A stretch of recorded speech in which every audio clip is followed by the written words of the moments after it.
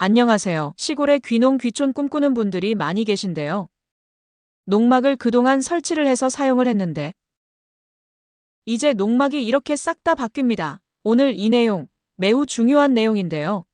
50, 60대 여러분, 귀농 귀촌 꿈꾼다면 오늘 바뀐 내용 정확하게 알고 계셔야 됩니다.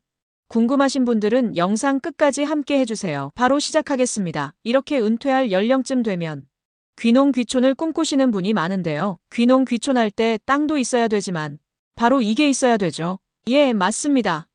잠깐 내가 쉴 수 있는 공간. 그래서 그동안은 그 공간을 이렇게 컨테이너 형식의 농막을 가지고 농사도 짓고 텃밭도 가꾸고 그랬는데요. 이게 이제 싹 다 바뀝니다. 2025년에 더 크게 변경이 되는데요. 정부가 발표한 자료를 가지고 자세히 확인해 보겠습니다. 정부가 농촌 체류형 쉼터 복합단지 도입을 사도 삼촌 시대 앞당기는 방식으로 여러 가지 변경해서 발표를 했는데요. 체류 공간으로서 그리고 영농 체험 공간으로서 지역 주민과 교류 프로그램 공간으로서 앞으로 농촌이 달라지게 됩니다. 영상 뒷부분에 중요한 내용이 나오니까 끝까지 함께 해주시기 바라고요. 기사를 좀 살펴보면 농림축산부가 9월 달에 종합적인 계획을 발표하면서 당시의 농촌 체류형 쉼터, 농촌 체류형 복합단지를 차질 없이 도입하기 위해서 그때 당시 송 장관이 양평군 수미마을을 방문한 적이 있었는데요. 그러면서 현장 의견도 청취하고 양평군 수미마을 살펴보면서 앞으로 농촌에 이런 체류형 쉼터, 거기에 대해서 여러 가지 의견을 나눴는데 농식품부가 12월까지 농지법, 하위법령 개정 등을 통해서 농업과 농촌 생활에 동시에 체험할 수 있는 임시 숙소 형태, 그러니까 1번, 2번 봐주시면 1번은 농촌 체류 쉼터, 그러니까 이거는 기존 농막을 업그레이드 한 개념입니다. 기존의 농막은 잠시 내가 들어가서 낮잠을 자거나 이런 거는 허용이 됐지만 거기서 숙박을 하는 거는 허용이 사실 안 됐거든요. 그런데 이제 농촌 체류형 쉼터로 바뀌면 그게 가능해지는 겁니다. 그리고 이번 농촌 체류형 복합단지 조성을 통해서 앞으로 시골이 더 활성화가 될 것 같은데요. 농촌 체류형 쉼터는 농업인의 농업 경영 목적을 포함해서 도시민의 주말 체험, 영농을 위한 임시숙소 이걸로 활용한다는 거죠. 그래서 자신이 소유한 농지에 가설 건축물 형태로 설치할 수 있는 시설을 농촌 체류형 쉼터라고 하는데 농식품부는 개인의 쉼터 설치 근거를 12월까지 마련하기로 했는데 벌써 언론 보도를 보면 2025년 1월부터 체류형 쉼터, 여기에 변경된 내용들이 지금 뉴스에도 나오고 있습니다. 그래서 2025년에 농지법을 개정할 계획인데요. 이번 농촌 체류 복합단지 조성 시범 사업은 지자체별로 이렇게 일단 시범 사업으로 농촌 체류 수요에 대응하기 위해서 사도 삼촌 형태의 확산을 위해서 20동 내외의 소규모 거주 공간, 텃밭, 주민과 교류, 체육 프로그램 이런 복합단지를 조성하는 것이 골자죠. 체류형 복합단지의 개념은 그래서 농식품부는 지자체와 함께 한 개소당 30억 원씩 해서 3개소 90억 원 해서 조성을 추진할 계획인데 이제 그만큼 바뀌어진다는 겁니다. 그래서 군산시가 언론 보도가 나왔는데 농촌 체류형 쉼터 내년 1월부터 설치 허가하겠다. 이 기사가 나왔고요. 그래서 그 내용을 좀 살펴보면은 이 농촌 체류형 쉼터는 기존 농약과 다르게 기존 농막은 이제 3년에 한 번씩 이렇게 허가를 받아서 연장 들어갔는데 농촌 체류형 쉼터 처음 발표할 때는 12년까지가 최대였는데 이제 12년 이상 존치가 가능한 걸로 이렇게 나왔죠. 그래서 농진의 가설, 건축물 형태의 쉼터가 농촌 체류형 쉼터인데 이렇게 앞으로 시골이 다 바뀐다는 거죠.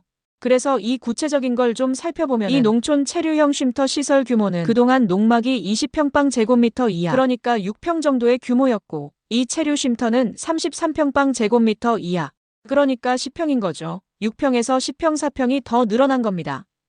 그래서 왼쪽에 1, 2, 3번 보시면 외벽 중심선에서 1m 이내 처마를 허용하고 데크 같은 경우에는 그동안 안 됐었죠. 그런데 지금은 체류 쉼터에서는 가장 긴 외벽에 1.5m를 곱한 면적까지 허용을 하겠다. 그리고 주차장은 주차장, 법에서 정한 주차장, 일면 허용하겠다 이렇게 바뀌는 거죠.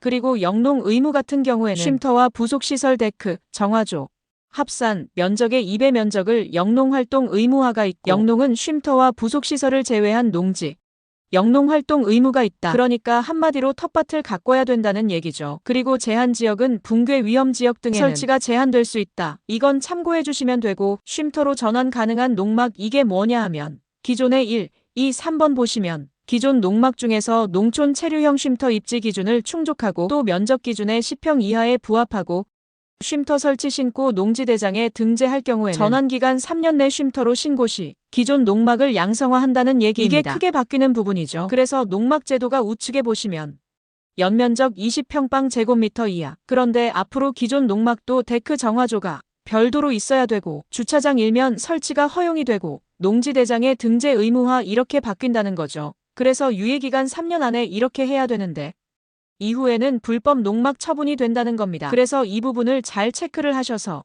기존 농막이 이렇게 싹 다 바뀌기 때문에 물론 중간에 약간 변화는 있을 수 있겠지만 큰 틀은 이렇게 가기 때문에 기존 농막 가지신 분들이 굉장히 많으신데 잘 체크해 주시기 바랍니다. 관련해서 자세한 내용은 해당 지자체별로 약간 상이할 수 있기 때문에 면사무소 이런데 문의하시면 되겠죠. 그래서 29일 군산시에 따르면 농지 전용 절차 없이 농지에 설치할 수 있는 임시 숙소 형태의 거주시설로 12년 이상 존치할 수 있도록 했다.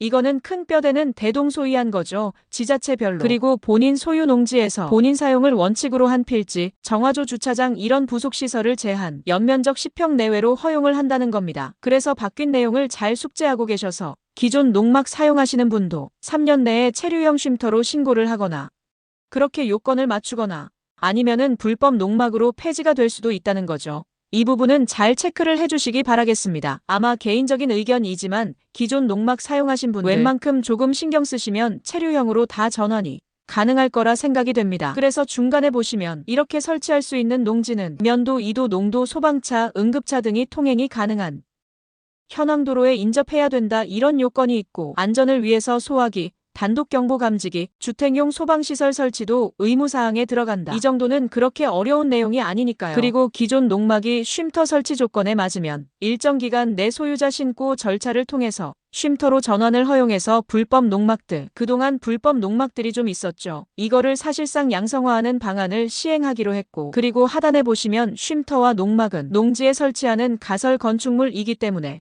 설치 후에 농지법에 따라서 농지대장 변경 신청으로 농지 이용 현황 경작 현황을 올려야 한다고 덧붙였는데 이렇게 디테일한 면은 해당 내가 거주하는 쪽하고 잘 상의를 해서 진행을 하시면 되겠습니다. 울산시에서도 중앙지방정책협의회에서 농촌 체류형 쉼터 도입을 논의하고 있고 지자체별로 예를 들어서 전라일보를 지금 보고 있는데 2025년부터는 농촌 체류형 쉼터 설치 가능해진다. 이런 기사가 최근에 속속 올라오고 있습니다.